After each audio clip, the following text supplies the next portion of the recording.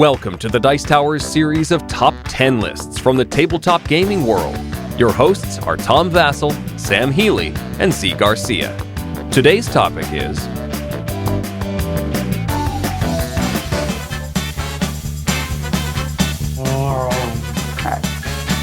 Alright, welcome back to the Dice Tower Top 10. I'm Tom Vasel. And I am Zee Garcia. And I'm Sam Healey. And we're here to give you another top 10 list. Now, this week we're doing top 10 essential expansions to games. Most games, especially if they're made by Fantasy Flight, have expansions. I don't know, that's probably not true. I would say most good games seem to have an expansion. Yeah.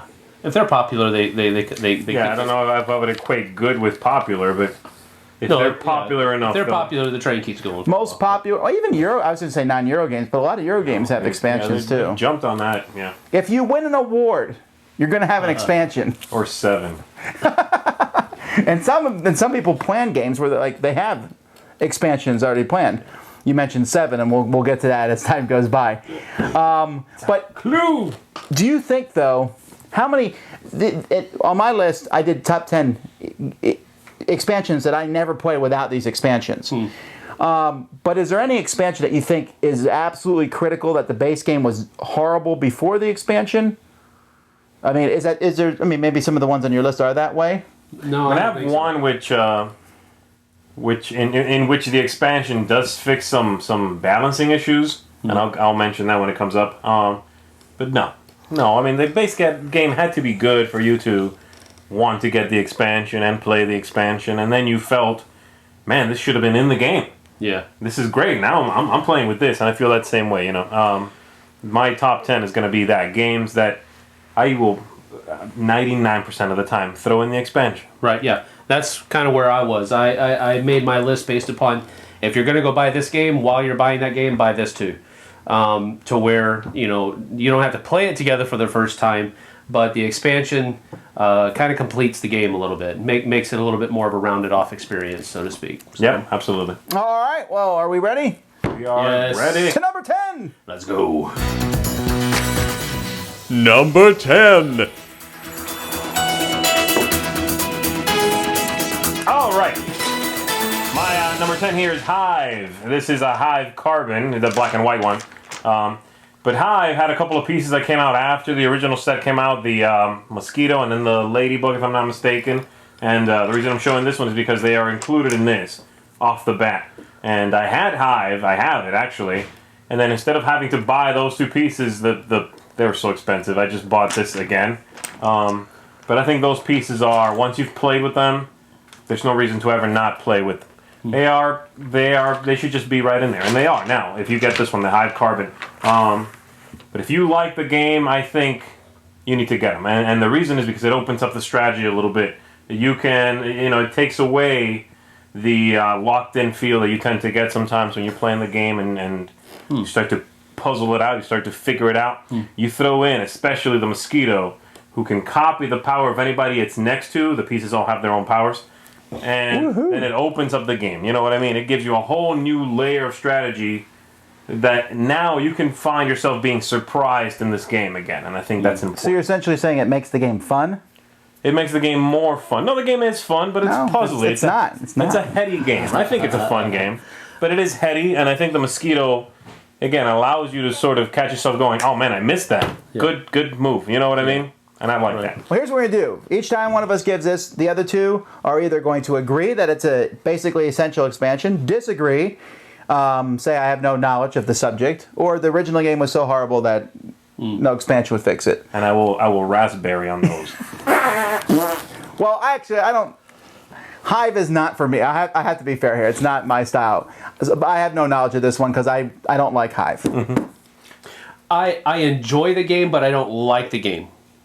If I can do that, and the reason I don't understand what you just said. No, let me say it the other way. I like the game, but I don't enjoy the game. Now I'm even more confused. It's because I'm not good at it. Oh, okay. I like your opinion, but I don't enjoy your opinion. Okay, that's fine. You don't have to. No. I get what you're saying. I like it. I like the game. I think it's a good game. I see the the depth that's there. I see how people. It kind of has a cross between chess and checkers feel to it, to where two people are going at it and all that kind of stuff. And I like that. That's fine. I'm just not very good at it, so I don't enjoy playing it. Okay. Because I get my butt handed to me every time I do. Right. Yeah, so, I think the way I usually say it, I think what you're trying to say is, and it happens to me sometimes where I appreciate a game. I can see its qualities. Right. I just don't want to partake. Yeah, because I get Okay. I get ripped in. Let's move on. My number 10 is Vexation, which is the smallest expansion on the list. It's just a few rails that's added to either Trans-America or Trans-Europa, which are essentially the same game, one's set in America, one's in Europe. In Trans-America, Trans-Europa, you're connecting routes to connect cities to cities. Vexation allows you to add in stuff that basically blocks other people. That wasn't in the first one. And you add in rails of your color that only you can use. I hate Trans-America and Trans-Europa. Adding in Vexation makes me like the game more. I'm not fond of it, but it changes the game so dramatically and so much for the better that it had to be on my list. Thoughts? I haven't played. I basically know how to play because you hear about it enough, you know how to play. And I agree with you that without the expansion, it's just this free-for-all. You have nothing to do to protect yourself. And with the expansion added in, there is hints of tactics there. So, okay, I'll give you that. You don't have to protect yourself in this game. It's a game to where everybody can use their own. Everybody can use everybody else's link once you're connected to it. So there's no real protection that's necessary in the first half of the game. So I don't know why you would need to protect yourself. It's basically whoever connects at the right time. That's basically what it boils down to. And it's very thin. I hate the game. It's a very thin thing, but it's on your top 10 list, dude. No, it's on the top. I know. I'm saying if I'm going to play it, we have to play with Vexation. I will refuse to play it without Vexation. It squeaked in at number 10. Here's an idea. Okay. Don't play it. Yeah. Let's go to your 10. My thing. Well, just a second. My thing with this is that I understand. I like it. The whole idea of being able to block people, that adds the gaminess factor to it, to where it's more competitive.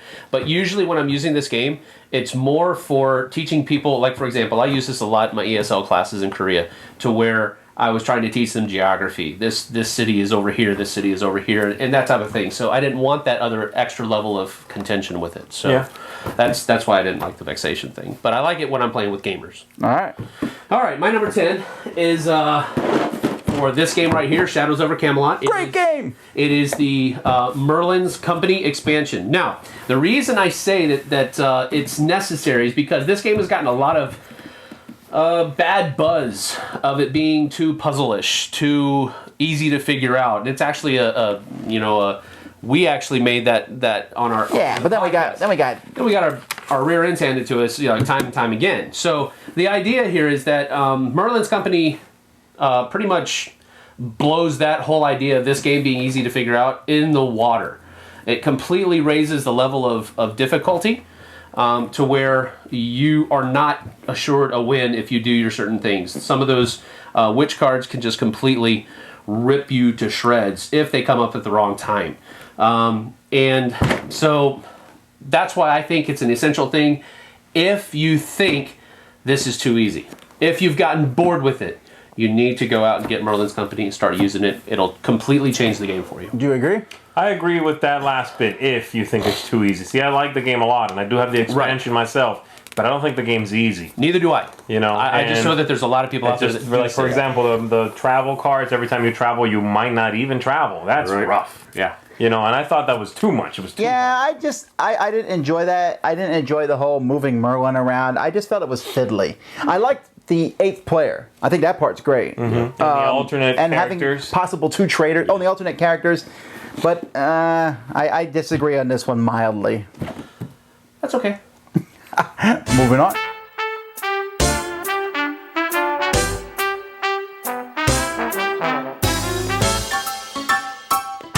Number 9. My number 9 is Pandemic on the Brink, but that's higher on someone else's list, so I'll talk about it then. All right. Hey, wait, his turn. Shh. My number 10. 9. I'm having trouble talking. All right, here it is. My number 9 is Kingsburg to Forge a Realm, and that's going to be talked about on both of the other lists later on. All right, and mine is Dominion. Not this one. This is Prosperity. Dominion and Seaside. Why? I think Dominion gets old after a few plays, just the base vanilla, and I think Seaside is the one that added the most flavor without too much complexity. You put those two together, you have a wide swath of fun ideas and mechanics. Those would be my two. The main box and Seaside, and you got longevity galore. I almost agree. I would do Prosperity first, then Seaside. I think Prosperity just adds complexity that it almost like takes the base game and goes, okay, now throw some of these ideas out. I don't like that. You know what I mean? Now money doesn't stop here. Now points don't stop here. Okay, I can argue that. I mean, I can't argue that. Whatever. Good job. Baby. I got a good job from Tom Vasel. Shut up. I would just throw Dominion away and buy Thunderstone. But that's me. Whoa. Wow. Sam.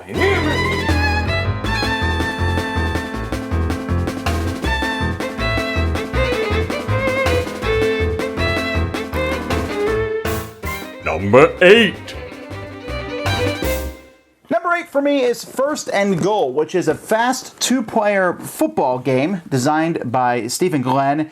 It's a dice-rolling game and one that I thought was a lot of fun to go back and forth. Very quick football game. But to me, you gotta play with the expansions. I don't really care which ones you get. Look how many. Wow. Like all of them. Well, I got all of them, but you really don't need all of them. You could buy just some of them. Each expansion adds a team with custom dice. Some have better defense, some have that. To me, that changes the game so dramatically to have a difference in the dice. Right. Like, I know you're better at passing, so I'm going to think that when I'm trying to play cards against you. Instead of us having the exact same dice, this adds a lot of flavor to the game. So for me, I don't think it's essential that you have all of them, but I think it's essential that you have, I would say, 2 packs. That gives you 8 teams. I believe there's 16 teams, or, well, there's a lot. It's ridiculous. Yeah. So what do you get if you don't buy the expansions? Do you get the same 2 Yeah, you have the same dice that you use. There's red, white, brown, yellow, blue, and green. Each one's rolled depending on the play. But with a team, like, one of them has a better defensive dice. I see. One has a good dice that's used in passing. Okay. So that variety makes a huge difference in First and Goal. Well, I agree with you there, absolutely. If you want to play the game, I don't like this game myself, but... You're not a big sports game guy, though, right? No. But you're right, you need them. Absolutely, right there with you. And you need to play this game. It's Never played this, but I played Pizza Box Football a lot, so... Do you agree the same about Pizza Hut? Do you think it's better with the teams? Yeah. I mean, that's one of the main ways that I played it.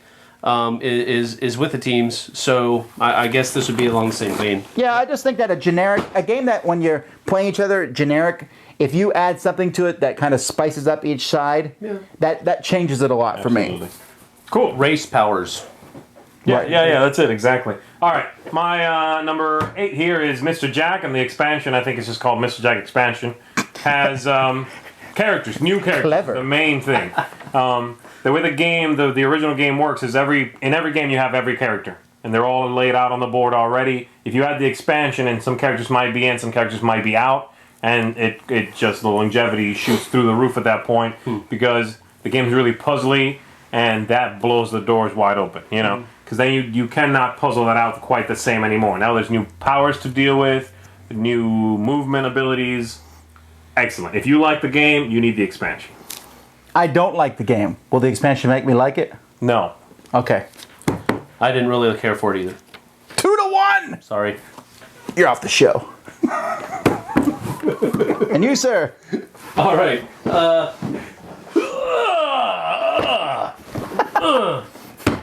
Okay. I'm going to need another box soon. And All people right. think board gamers don't get exercise. Yeah, right? I wouldn't go that far. All right. Well, what number are we on again? We're 8. 8. Okay, we're on 8.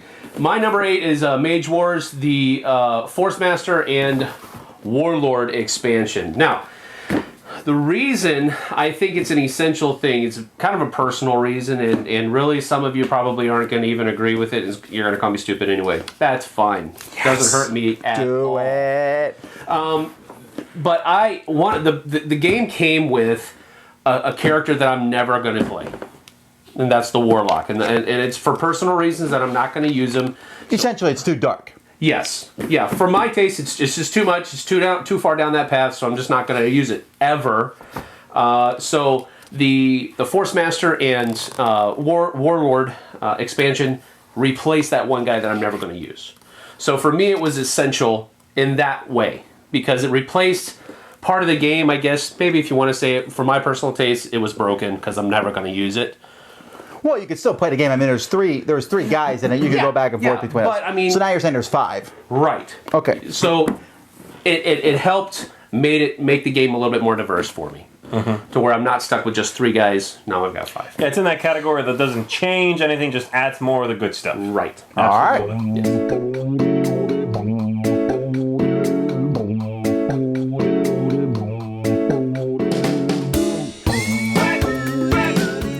Number 7. All right. Pandemic. Oh boy, here we go. Dragging old Pandemic out again. Yeah. Oh, I agree with this one. It was my number 9. I don't want to hear about this. Good, number 9. He doesn't want to hear about it. Oh, I'm sorry to support you. Hear about it from people. Oh, Pandemic is the only game Z likes. Get over that. I'm starting to feel that way, aren't you? Yeah. It's on every list. Best confrontational game. Pandemic. Best party game. Pandemic. We play with silly hats. So what? Okay. Anyway, Pandemic on the brink. And again, it's not even all parts of it because it's one of those that has several modules. I don't think they're all essential at all. I don't think Terrorist is not even remotely essential. It's not even particularly great. But the new roles and the new action cards or whatever the new action cards. Yeah. those special ones. You need to throw that into every game. Shuffle them up and pick just the right number, But and the roles, just make them all available. It's that more of the good stuff concept we were talking about. What about the purple virus? I don't play with it that much. Mutated viruses? Yes, that's cool. See, I actually like the purple over the mutated one, but I like the fact that it had different modules. Yeah, absolutely. So that if you like it, it's just a no-brainer. You need On the Brink. Yeah. All right. Well, I've actually never played Pandemic with On the Brink. My family loves Pandemic.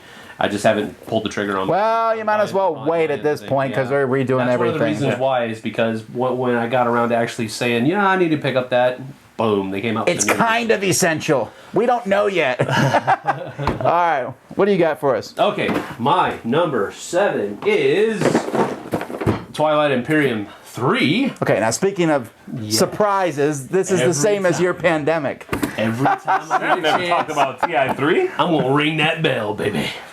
All right, Twilight Imperium 3, Shards of the Throne expansion. This is the second expansion. And the reason that I kind of leapfrogged over the first expansion is because it didn't really bring enough to the table for me. The first one. Mm-hmm. The second one, however, Shards of the Throne, brings in the new homeworld ships, brings in the new mercenaries, brings in new ground troops, brings in what else was it?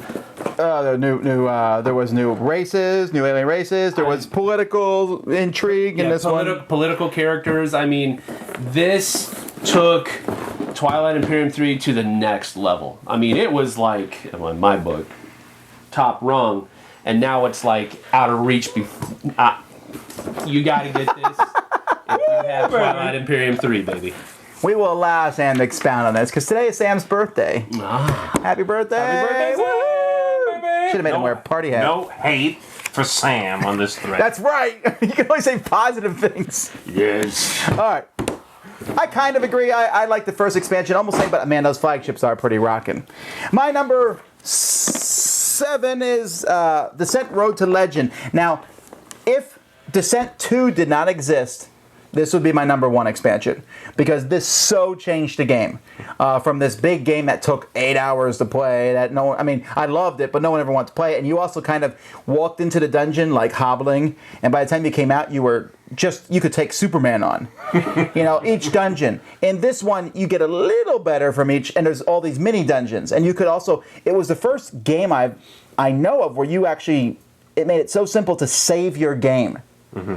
Which no game had done before. Now, the new Descent incorporates that Descent 2.0, and so therefore that's why this is at number 1 on the list anymore, because this makes Descent a great game, but I'm probably not going to play it much anymore because Descent 2.0 did the same thing. Mm-hmm. So basically what you're saying is that your number 7 is an obsolete choice. Well, I would say that actually many of the things that we mentioned, the essential expansions, you'll find that they eventually get incorporated into the game. Like Vexation started coming with Transamerica. One of the games that we'll be talking about later, the expansion started being packaged in with the game. So this happens. So if you only have Descent 1, you need to get this.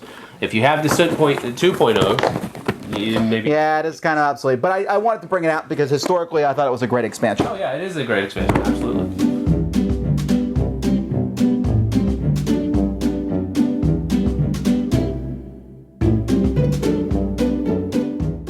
Number 6.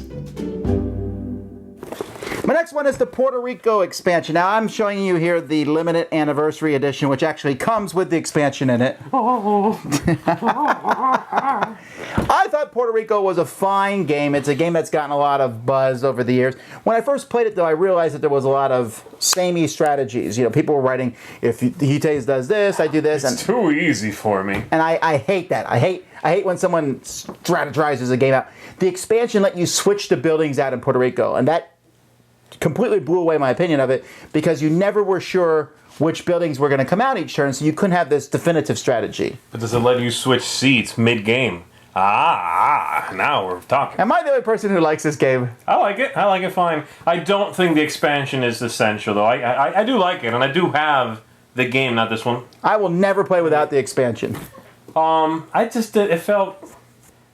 Again, we were talking about more of the good stuff. This one just felt like more of the same. Well, but I understand that, but what I'm saying is this expansion made it so that you never... Before it wasn't like, okay, this game I'm going to do this, and this. Right. You kind of had to go with the flow. Yeah. It should have almost been in the original game, I think, where there were some buildings that you weren't sure were going to be there or not. That's true. That's something the game was too deterministic. It still is, but now you're kind of not sure how the setup's going to be. Right. Okay. I was never really enamored with the game, like everybody else seemed to be. Well, we started off on a bad foot, because I remember we first got this and I said, Sam, this is the #1 rated game on Board Game Geek! Yeah, and we're going to love it! It's about shipping! I couldn't even say that today with a straight face, but back then I was like, this got to be a good game! Yeah, I know. I mean, back in the day, it was new, it was something fresh, it was something we hadn't done before. Now I don't understand why it keeps getting the same kind of love, because it's been done, it's been outdone now, and so I don't know. Well, it's sort of like saying Settlers of Catan has been outdone. I think it has. Yeah, it has. But it gets the love. I think part of that is that nostalgia. You know what I mean? Wait till the next item. You're the one who just did that. I just was mentioning a game. All right, go ahead. Like all of these other games. All right, mine. Jambo. Jambo has 2 expansions. I think they're just numbered 1 and 2. Jambo? Yeah, they're really like called Jambo expansion #1 and #2. But I think they're both essential. I've mentioned this before, but that's because if you only have the first one, then the balance in the cards is thrown off. So you need to get the second one, which rebalances which cards. Oh, that's right. I forgot about that. The game is a fine game. I really liked Jambo, but you start very, very soon to run into the same cards. And a lot of the animals do the same thing. A lot of the characters do the same thing. Once you throw in both of those expansions, you can really go out there. Now it almost increases the variety exponentially. Oh, it does. And you can no longer expect to see something. You can't wait for something to show up because you know it probably will. So if you like the game... Absolutely there are a couple modules in those expansions, though, that I don't play with very often. I like the extra cards. Yeah. The extra cards are fine. Some of that extra stuff, and I don't even remember what all the extra stuff was. Little variants and things like that. It's sort of like the pandemic little modules, you know? Yeah, I don't think those are essential, but extra cards, you need them. I'm trying to think of any game that comes with a modular expansion where I liked every single module. Like even the Twilight Imperium, I liked most of the modules, but not... No. I'm not saying that we liked all of them. I'm saying that it was another one of those games. Yeah, it had a lot of little bits. No, but I'm saying I can't think of any game that comes with one of those where I said, "Oh, I liked everything." Yeah, no. And there's one that's on our list later that I love 3 of 5. Yep. Well, anyway, go ahead. All right, my number 6 is Memoir 44. Now, Memoir 44 is a game that for me it kind of. It played the balance between ASL and ASL. We just lost 10 fans. It played the balance between that ASL and tic-tac-toe? I mean, what? No, just like regular fun board games and technical manual type Holy I agree. crud. It bridged those Somewhere two between things. these two. Yes. So anyway, you got to get the base game, and really, if you really want to have, I don't know what they're whispering, but it's kind of Said strange. it's his birthday. Be nice. Wow. I love you, Sam. Thanks. All right. You really should get another base game. You should get 2 base games. Then you should also get the Eastern Front, Okay. Mediterranean Theater, and the Winter Desert board. And the reason I think you should do that is because, well, you can kind of leave out the second base game. You can get by without it. It provides a diverse kinds of fields that you can play on.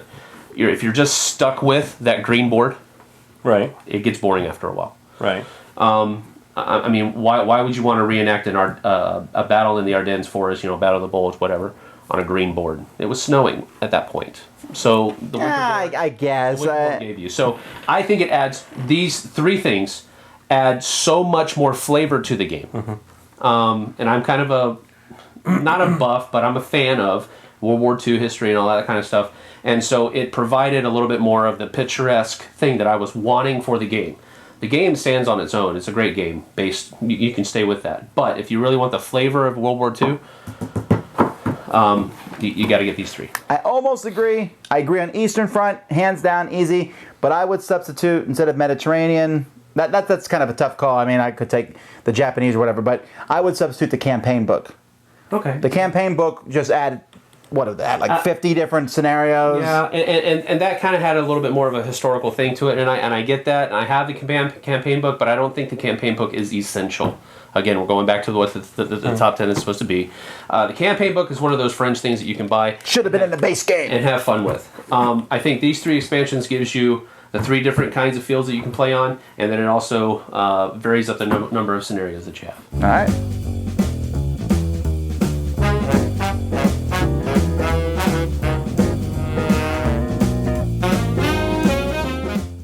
Number 5. All right. King of Tokyo Power Up, baby.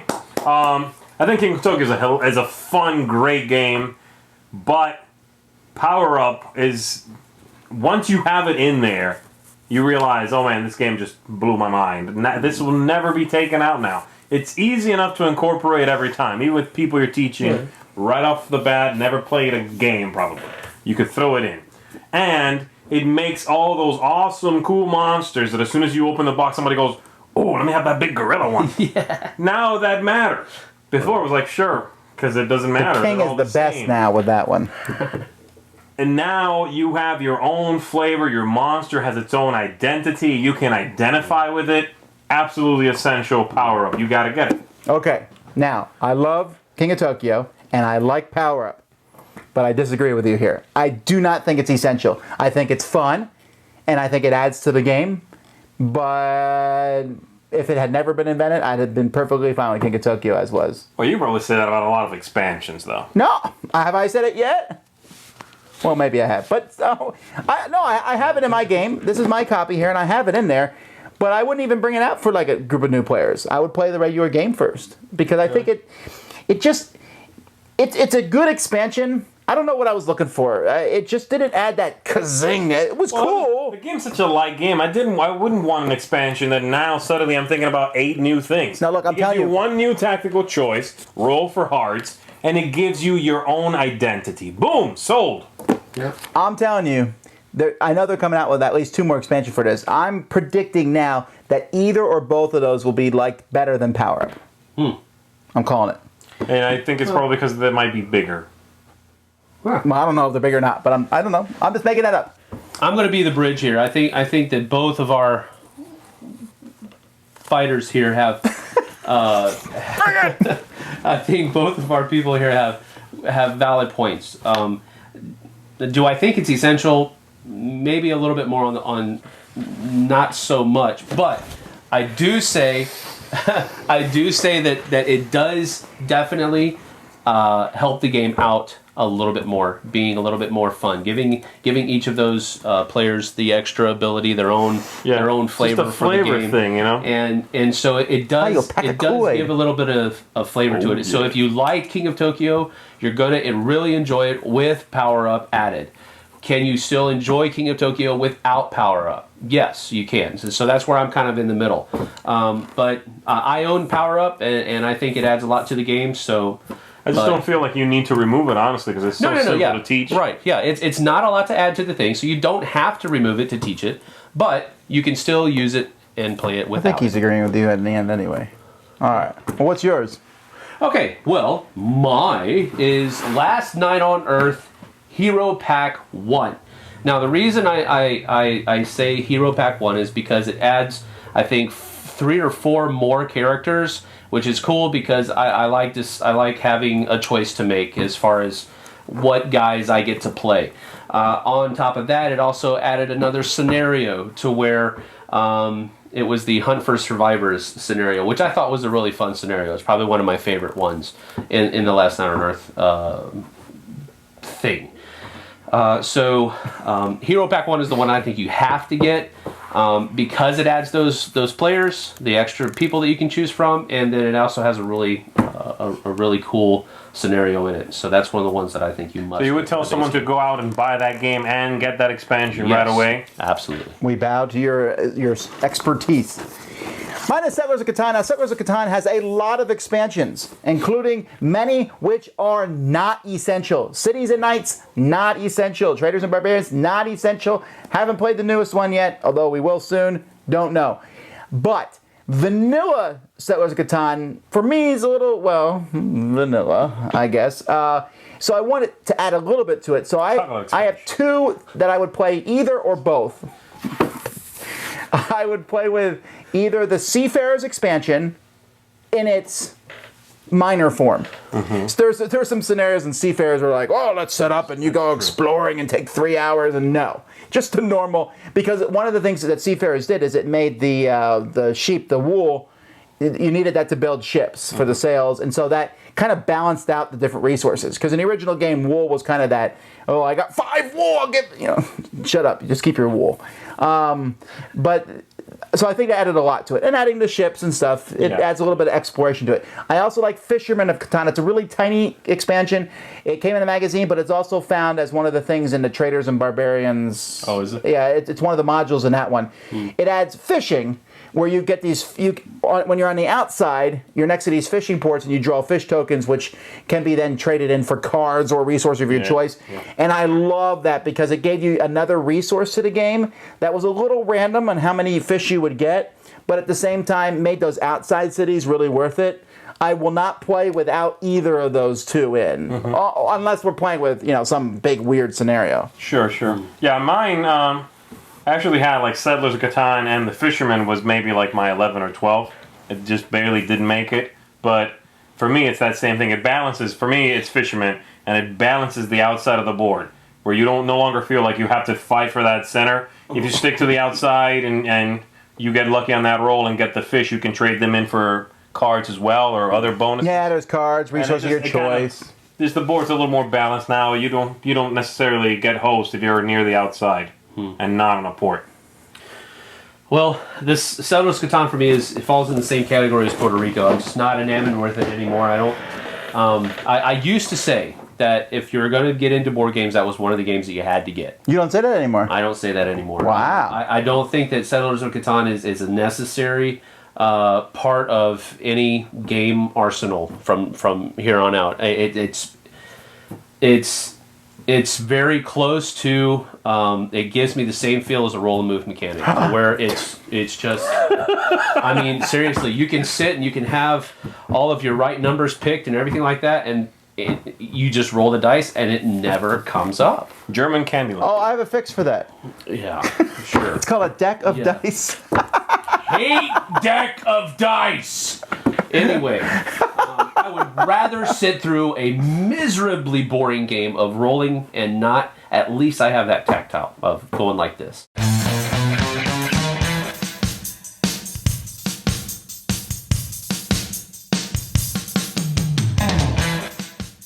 Number 4.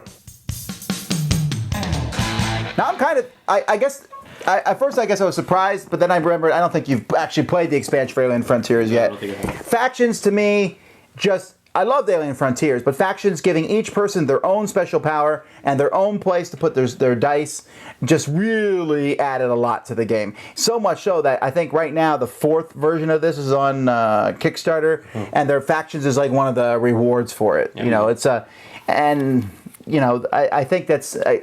It shows how much people like that. They even had a little faction pack one where it added in one more faction or whatever. That was almost too small to be worthwhile. But adding in the different factions and saying, "Oh, I'm the Trade Federation," it gives flavor to the game. Like I said, it kind of gives each person has their own role, and and also more options. And so to me, definitely, as soon as I played, I said, "Wow, can't believe we've played without this." Mm-hmm. Have you played the game, Sam? I have played the game and I really enjoy it. So I'd like to give that expansion a try. I'm in the same camp, and I mean, it sounds right up my alley. Woohoo! Cosmic Encounter thing is. Yeah. You will enjoy it. I think I'm right there with you. That one I gotta check out. I've played the game, not the expansion. All right. My next one is Revolution: The Palace. Now the Palace adds a new building to the board. It also adds new bidding sheets to where there's an extra row. You have 4 new people that you can try to bribe. And then it also adds a 5th and a 6th player color cubes. So it adds a lot to a game that's already cool and already fun to play. It just gives you more options, and that's one of the things. It's sold in a plastic bag too. The expansion. Yeah, it does. It sells in a plastic bag. It was still like $25. Yeah, I know. What? Steve Jackson! I mean, Stop making expensive games! All the money. Yeah, it came in a plastic. That's one of the things I really couldn't get over. I was like, man, really? But I don't know. I'm still glad I purchased it because it upped the value of the game, the base game, very well. About $25, actually. Yeah, by about $25. Well, no, I agree with Sam. It's a minor one. This was in my short list of things. It's interesting. There's a lot of expansions out there that add another player. Like, Yeah, lots. But very rarely is that the deciding factor for me. Like Settlers Catan, add a 5th or 6th player, and like, ooh, that sounds great. And then after a while, you're like, that's not that great. they do. That's why are we doing this? This one actually, with Revolution, it actually does. I think Revolution 6 is pushing it, but 5 worked really well. Yeah. Cosmic Encounter, I wanted the expansion for the 6th player, but most of the time when they're like, add another player, I'm sitting there going, no, because I know it's going to add to the time. Yeah. Another thing that I think is cool about the expansion is that you can actually, I think you can leave the palace out, and it actually speeds up the game a little bit.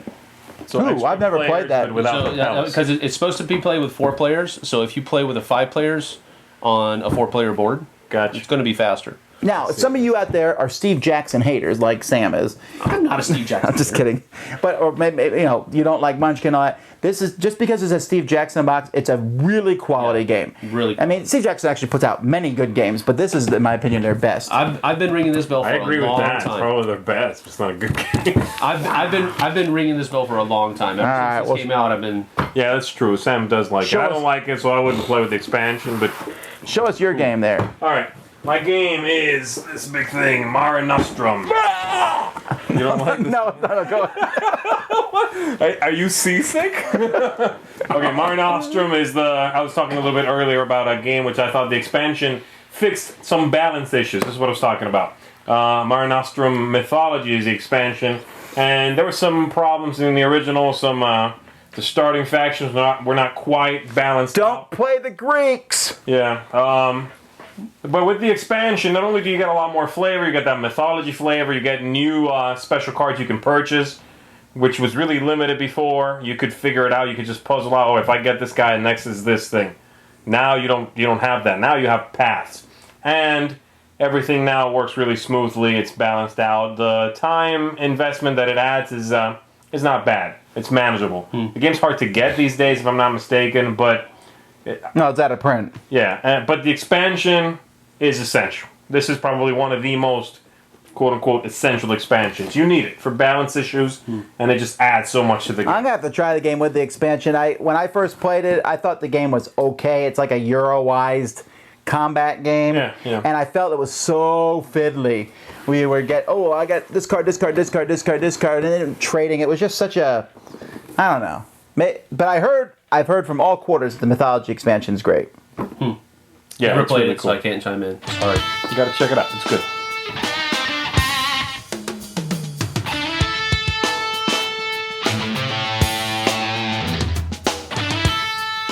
Number 3. All right, mine is Kingsburg to Forge a Realm. But we're going to talk about it in a little bit because it is higher on someone else's list. Now, Sam and I have very similar.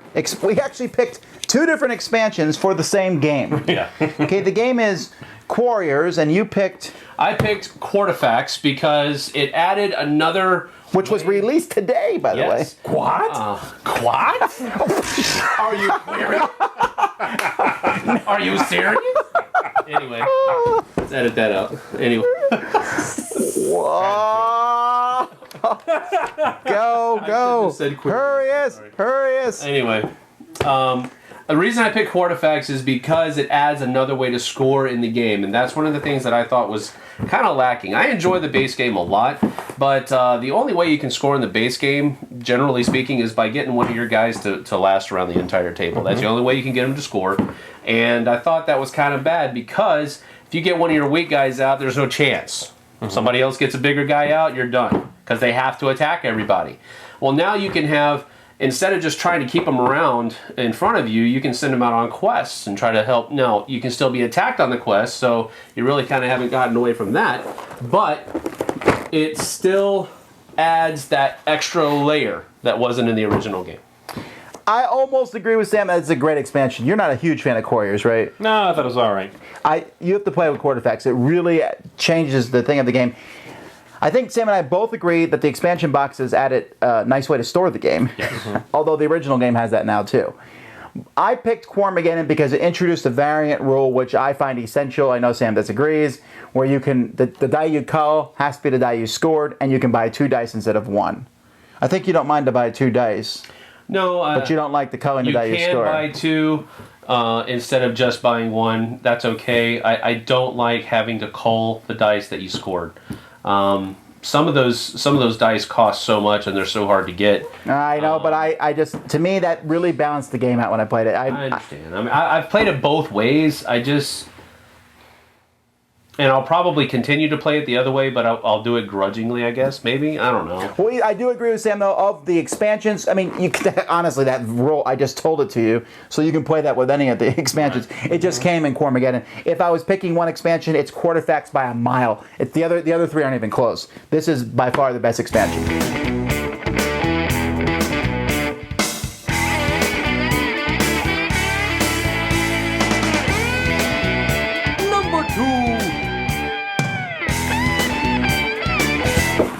Is the only game that was in everybody's list because, yeah, you know, and what's funny is we just played this a few days ago because we played a bunch of bad prototypes, and I said we got to play a good game. Yes. Cleanse the palate. So we brought Kingsburg. Kingsburg, the expansion, has 5 modules to it.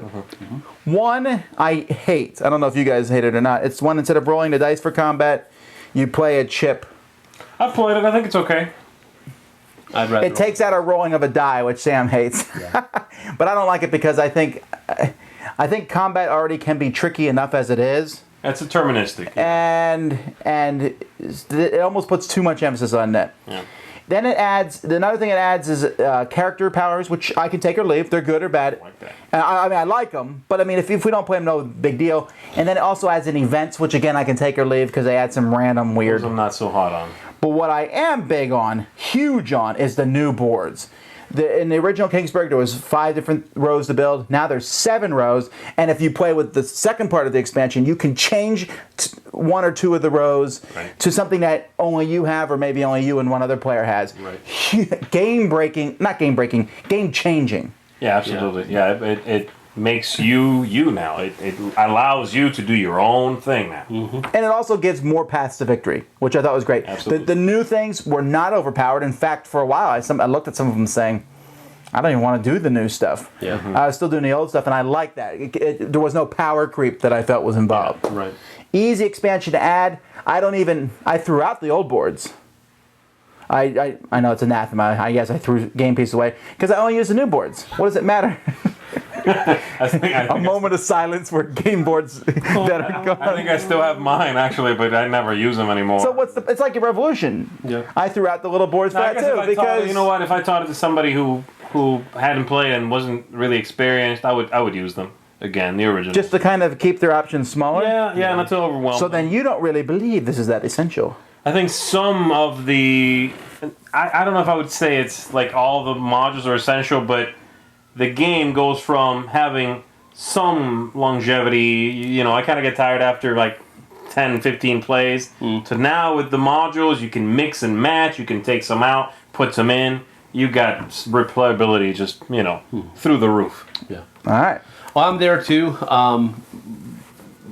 First time I played the expansion, I've only played the expansion once, was last Tuesday, and right away I said, why would you play this game without the expansion? So I played it plenty of times before, but with the expansion, that was the first time, and I was just right away, there's no reason to play this game without the expansion. So it made my number 2 real easy. Not a lot of thought went into it because it's just that essential. I don't think you should buy Kingsburg without To Forge a Realm. And I agree. What's your number 2, sir? All right, my number 2 is some 7 Wonders. I don't know. 7 Wonders. Leaders. Wrong! Leaders. He'll send you the bill for that ear. Yeah. Ouch. I got a little Vasel in my ear now with a little hammer going. Gaming. All right, leaders, I think, before leaders, in this game, during age 1, during the first part, They were leaderless. you would take a hand of cards and you'd pick one. Just pick one. It doesn't matter. Just play one down. Throw some resources out. It's fine. Once you get to age 2, then you can make some choices. With the leaders, you don't have that problem anymore. To me, it always felt like the first age, 1/3 of the game, was pretty mindless. It didn't really matter a whole lot. Play whatever you think. Now you have a path. You lay yourself out a path at the very beginning of the game for the rest of the 40 minutes or 30 minutes you'll be playing. And it's a huge difference. Now you have far-reaching things that matter. What he means is, instead of choosing what you want to do, the game tells you what to do. Each turn of the game. Yes, that is how leaders is. You're like, Isn't that kind of what you did in that first age, though? You kind of were setting the foundations of your yeah. I mean, now it's like, But it didn't matter. I have a warlike it leader. matters. I guess I should go for war stuff. I mean, you don't it's have to draft that character, you know what I mean? so then what's the difference? Well, the difference is now there's a new combo there. Now, that person sitting next to me who's about to pass me a hand of cards knows which card I might want versus it doesn't matter. Okay, well, I disagree. I think Cities is a much better expansion. I like the interaction it provided. Leaders was just another draft phase, another card that told you what to do with the rest of your cards. It wasn't bad. I'll play with Leaders, but Essential, nah. By the way, there's 5 more expansions on the way. 7 When he designed it, with 7 expansions. More, right? 4 more? There's 3 out now. Is the third one out? Yeah, What's the third one? Wonders pack. Does that count as an expansion? Yeah, well, yeah, it's an expansion. Ah, it's it's lame. $10, but it's an expansion. All right. Okay, cool. Well, my He was just waiting to get that out of the way. all right. My number 2, actually, yeah, Kingsburg wasn't my number 2. My number 2 is Battlestar Galactica, not the Exodus. This is just the box that Tom had. Mine is the Pegasus expansion. The reason I think it's essential because it adds the characters, it adds more plastic little minis. You have Pegasus and Galactica flying next to each other. Just really, what are you doing? This is the right back of the box. There you go. There's a chance for you to have Facing you know 2 that, right? Cylons. Well, Well, I know, but that way you can see what comes in the expansion. I wasn't looking at it. I'm just saying it adds the possibility for having 2 Cylons instead of just having 1 because you have to redo that whole role handing out about halfway through the game. Do that anyway. So. Well, it adds in the Cylons who have agendas. Right. The biggest thing it adds is it adds in really horrible ways that the the good guys can die, but then it adds into Pegasus, which allows you to basically, let you kill people. Everything. It lets you airlock people. Let you airlock people. Just kick them out. Have you played with Pegasus? I have played with Pegasus, yeah. I think it's essential. I don't think you can. I don't think you should play the game without it. With all due deference to the birthday boy, I like the expansion and the stuff that I had it, but I didn't think it was even close to essential. In fact, a lot of it is I won't even play with. Now, the plastic battle stars, base stars... They should have been in the base game. But and I'm sure they will be, honestly. And the new characters, I enjoyed having some characters who weren't in the original game. But it's okay. It's good. I just don't know that it's essential. I think it's good. It's fine to mix it up if you've really burnt out on the game, but... This is probably one of the ones that is as far from essential for me. With what you just said there, though, if you're burnt out on the original game, well, then wouldn't it be cool to have this expansion with the original game so that you don't get burnt out on it? Well, then the original game would have cost $80. I understand. That's the thing for me. Again, I don't play this every week, and some people probably do, and then, yeah, you need it, okay? But... there's so much in the base game. Yeah, there is. Yeah. I'm telling you this, with the third expansion underway, I am hard-pressed to think what more they could add at this point. True. Because Sam said the first expansion is essential, and we can disagree on that. I would really disagree that the second expansion is even remotely... It has some nice stuff in it, but you don't say that one's essential. No. And then the third one... Who knows? Maybe that one I'll say is essential, and Sam will say it's garbage. No, I don't have the second expansion. I only have Pegasus, and I don't see a reason to buy Exodus. But I do think you need to get Pegasus. Cool.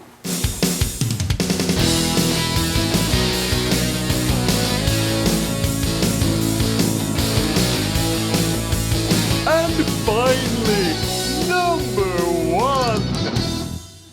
All right, and my number one essential expansion is for Yggdrasil, and this is the Asgard expansion. It's relatively new, and what it does is it basically replaced all the characters with the same characters, but now they have a power on the back of the sheet as well as on the front, and that's you can choose to put yourself in what they call a trance, flipping your power over. You are unable to fight any fights while you're in a trance, but everybody else around the table gets a minor power. It's basically a persistent power that everyone else benefits from. This game without that is soul-crushingly hard. Yes, I've never won it. Can you win it with the expansion? The expansion softens it up. Have you won it with the expansion? No. But it is easy. It's easier. It is. But not easy. Well, it's not cake and, sugar. Obviously, you've never won the game. But, no, I've won. I've won the game. Oh, the original one you won? Yeah. I played I've played with the expansion, I think, twice. Oh. No. I've never won the original game. I think the more players you play with, the worse it gets, though. Okay. If you play with two... or even solo, then you get really close almost. Do you also give yourself take-back moves and stuff? No, you don't. No, come on now. So again, you like Yggdrasil, the expansion. You just need it. All right. Absolutely. All right. Well, my number one. Again, we're going on what Tom. That was a great sound. Do it again, Sam. Stop. All right, go ahead and talk about your expansion. All right. It's. Dad, can we play? Stop. All right, go ahead. All right, anyway, Ticket to Ride. Now, my expansion that you have to buy for Ticket to Ride is the 1910 expansion. What the 1910 expansion does for you is it takes those little tiny microscopic cards that the base game gives you and it blows them up to regular size. So now that your big meat hook hands can actually hold the deck of cards without mangling them. And I think it's essential. You cannot play without it. As a matter of fact, to my support here a little bit, one of the deacon's wives that I had in California, in our church that is, gave me a call a few months ago and said, look, my son's birthday's coming up. He really likes Ticket to Ride. Where can I get it? And so I sent her to a website. Can't remember which one. And Cool Stuff Incorporated is where you should go. I'm not exactly positive because they do have Dark Horse games there in a really good local FLGS there in California. But anyway, And I said to her, you must get 1910 with it. It greatly increases the playability of the game, the fun factor of the game, because you're not worrying about busting your brand new little cards. You actually have nice hands. And so if you buy Ticket to Ride, you've got to buy 1910 expansion. It blows my mind. Do they still print Ticket to Ride with the first one, with the little cards? I don't know, although I did play a newish copy of it a while ago, and when the person opened it up, it had the small cards, but I don't know if it was in them or not. Well, just a few months ago, the copy that she bought for her son Had the little had the little cards in it. Okay. There you go. He's a jerk. Ah, baby. Yeah. Your brain. Are you one of those guys who takes a piece out of the game and then goes home with it in your pocket? And the guys go crazy. Where is it? Okay. My number one is Innovation, Echoes of the Past. Now, I know that you hate Innovation. I'm pretty sure you don't like it either. Oh. I thought Innovation was a good game. Echoes of the Past made it a great game. Adding in echoes, adding in... Past. Shut up. Adding in being able to foreshadow events that were going to come up in the future. I really enjoyed it. It takes the game... it took the game that I enjoyed into my top 100 easy. It's one I very much like. I have not played with the new expansion. I'm forced to play regular Innovation all the time because while I think this expansion is essential for me to really enjoy it, it's almost too difficult to teach to new people. So I'm kind of torn about that. But if I'm playing it, I will always play with this expansion. That's how much I enjoy it. Great expansion. It takes the game from bad artwork to really awful artwork. Okay, You know what I mean? I am not talking about the artwork of the game, and I think that matters. well, it's that I have the North American version. I mean, the non-North American version. Anyway, Does that look better? the Aiello one, Aiello. Oh, yeah. There you go. Cool. I haven't seen that one. So anyhow, my number one is Innovation, Echoes of the Past.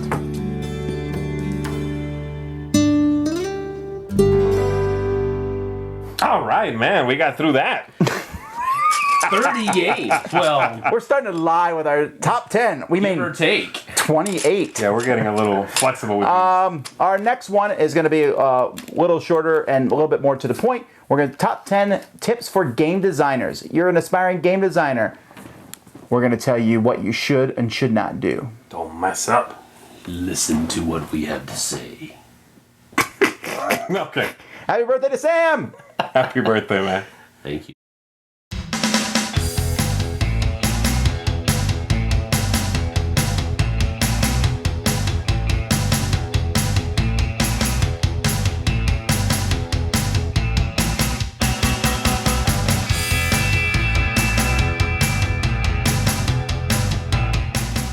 Thanks so much for watching the Dice Tower videos. Find more great videos and reviews, as well as our top-rated audio podcast at Dicetower.com.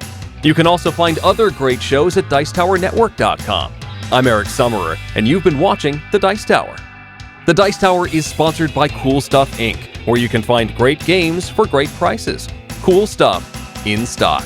Check them out at CoolStuffInc.com.